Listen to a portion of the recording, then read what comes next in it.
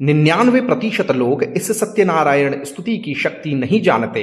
भगवान सत्यनारायण की यह छोटी सी स्तुति इतनी शक्तिशाली मानी जाती है कि इसका स्मरण भी मन को शांति, पुण्य और ईश्वर की कृपा दिलाता है। जय श्री राधा कृष्ण। लोग सालों साल भटकते हैं शांति के लिए, पर उन्हें यह नहीं पता कि तीनों लोकों के अधिपति कौस्तुभ मणिधारी हरि भगवान सत्यनारायण की शरण में आए बिना कुछ नहीं मिलने वाला। क्या आप भी वही गलती कर रहे हैं जो 99% लोग करते हैं? इस नील वर्ण प्रभु की महिमा और स्तोत्र आज हाथ से जाने मत देना।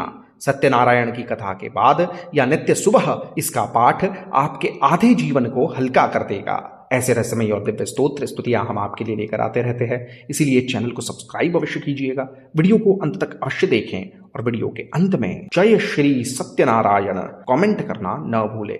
ऐसी रहस्यमयी और दिव्य स्तुति अपने संबंधी जनों से साझा अवश्य करें। आइए सुनते हैं सत्यनारायण स्तुति। ओम सत्यनारायण स्तुति।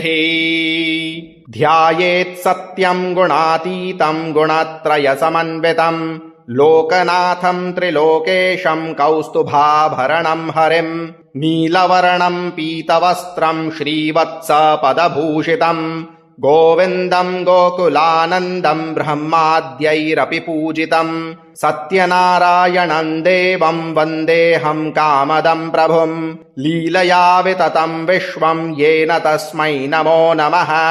ध्यायेत् सत्यं गुणातीतं गुणत्रयसमन्वितं लोकनाथं त्रिलोकेशं कौस्तुभाभरणं हरिं नीलवर्णं पीतवस्त्रं श्रीवत्स पदभूषितं गोविन्दं गोकुलानन्दं ब्रह्माद्यैरपि पूजितं सत्यनारायणं देवं वन्देऽहं कामदं प्रभुं लीलया विततं विश्वं येन तस्मै नमो नमः।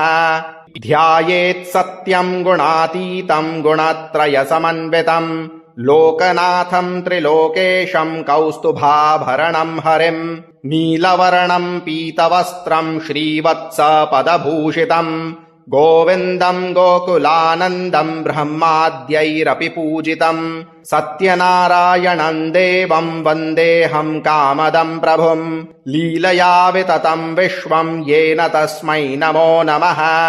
ध्यायेत् सत्यं गुणातीतं गुणत्रयसमन्वितं लोकनाथं त्रिलोकेशं कौस्तुभाभरणं हरिं नीलवर्णं पीतवस्त्रं श्रीवत्स पदभूषितं गोविन्दं गोकुलानन्दं ब्रह्माद्यैरपि पूजितं सत्यनारायणं देवं वन्देऽहं कामदं प्रभुं लीलया विततं विश्वं येन तस्मै नमो नमः।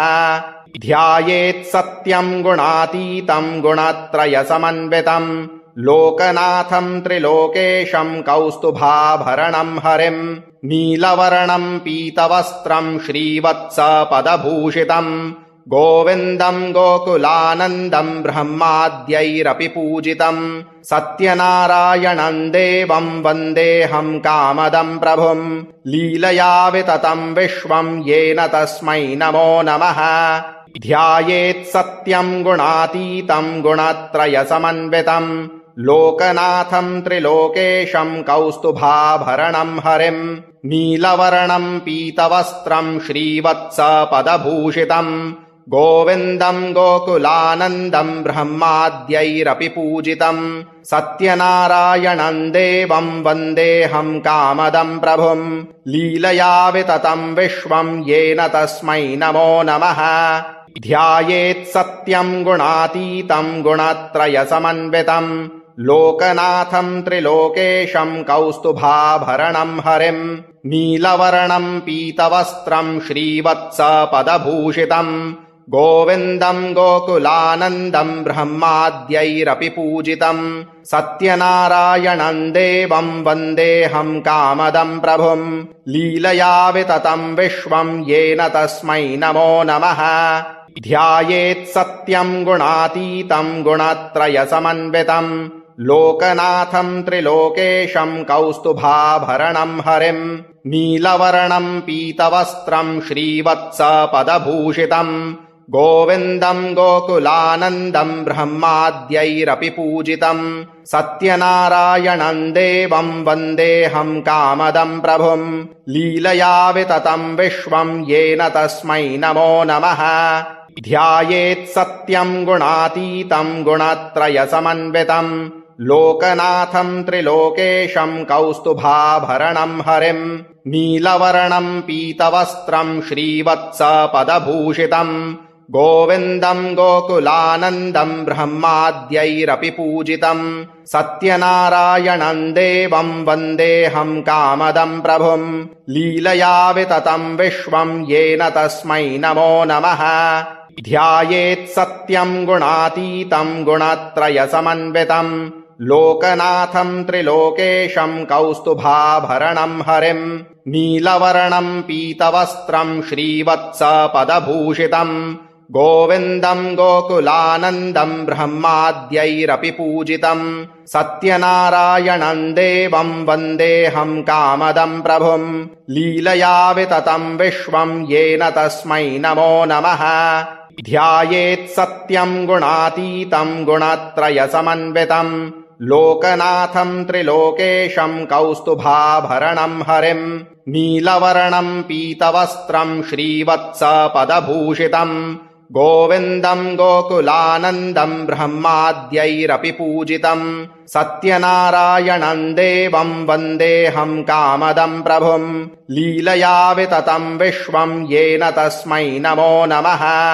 ध्यायेत् सत्यं गुणातीतं गुणत्रयसमन्वितं लोकनाथं त्रिलोकेशं कौस्तुभाभरणं हरिं नीलवर्णं पीतवस्त्रं श्रीवत्सपदभूषितं गोविन्दं गोकुलानन्दं ब्रह्माद्यैरपि पूजितं सत्यनारायणं देवं वन्देऽहं कामदं प्रभुं लीलया विततं विश्वं येन तस्मै नमो नमः। ध्यायेत् सत्यं गुणातीतं गुणत्रयसमन्वितं लोकनाथं त्रिलोकेशं कौस्तुभाभरणं हरिं नीलवर्णं पीतवस्त्रं श्रीवत्सपदभूषितं गोविन्दं गोकुलानन्दं ब्रह्माद्यैरपि पूजितं सत्यनारायणं देवं वन्देऽहं कामदं प्रभुं लीलया विततं विश्वं येन तस्मै नमो नमः। ध्यायेत् सत्यं गुणातीतं गुणत्रयसमन्वितं लोकनाथं त्रिलोकेशं कौस्तुभाभरणं हरिं नीलवर्णं पीतवस्त्रं श्रीवत्सपदभूषितं गोविन्दं गोकुलानन्दं ब्रह्माद्यैरपि पूजितं सत्यनारायणं देवं वन्देऽहं कामदं प्रभुं लीलया विततं विश्वं येन तस्मै नमो नमः। ध्यायेत् सत्यं गुणातीतं गुणत्रयसमन्वितं लोकनाथं त्रिलोकेशं कौस्तुभाभरणं हरिं नीलवर्णं पीतवस्त्रं श्रीवत्सपदभूषितं गोविन्दं गोकुलानन्दं ब्रह्माद्यैरपि पूजितं सत्यनारायणं देवं वन्देऽहं कामदं प्रभुं लीलया विततं विश्वं येन तस्मै नमो नमः। ॐ सत्यनारायणस्तुतिः।